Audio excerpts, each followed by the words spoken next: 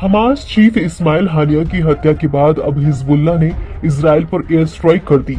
दरअसल ईरान समर्थित आतंकी संगठन हिजबुल्लाह के कमांडर हज मोहसिन उर्फ फुआद शुकर की मौत के 48 घंटे बाद ही हिजबुल्लाह ने इसराइल पर अटैक कर दिया।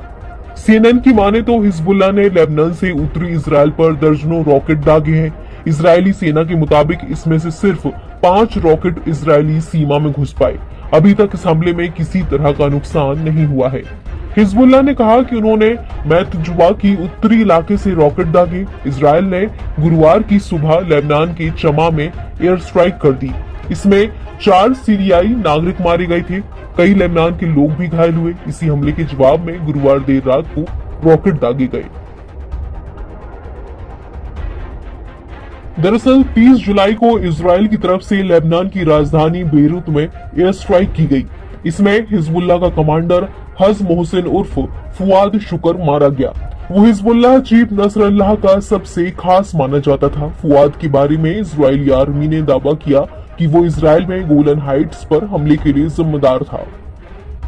हिजबुल्लाह, जो कि ईरान से समर्थन हासिल किया हुआ एक आतंकी संगठन है, उसने 27 जुलाई को पिछले करीब 10 महीने का सबसे बड़ा हमला किया था।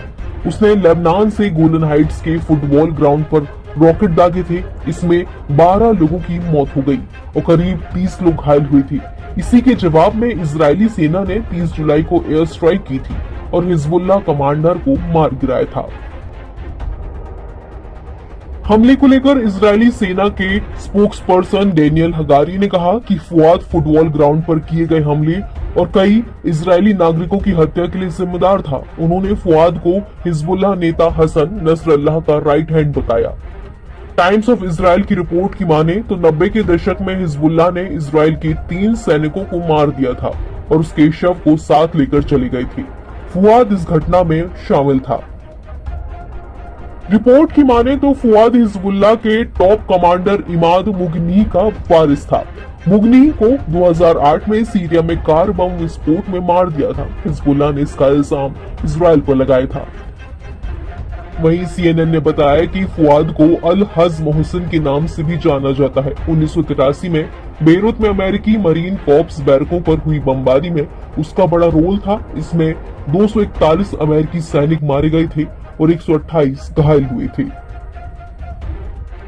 जिसके बाद फुआद को 2019 में अमेरिका ने इंटरनेशनल टेररिस्ट घोषित कर दिया। उसके बारे में जानकारी देने पर अमेरिका ने $5 मिलियन का इनाम रखा था। लेबनान में हिजबुल्लाह ठिकाने पर इजरायली हमले के बाद अमेरिका ने कहा कि इजराइल को अपनी रक्षा करने का अधिकार है। एनबीटी ऑनलाइन की रिपोर्ट।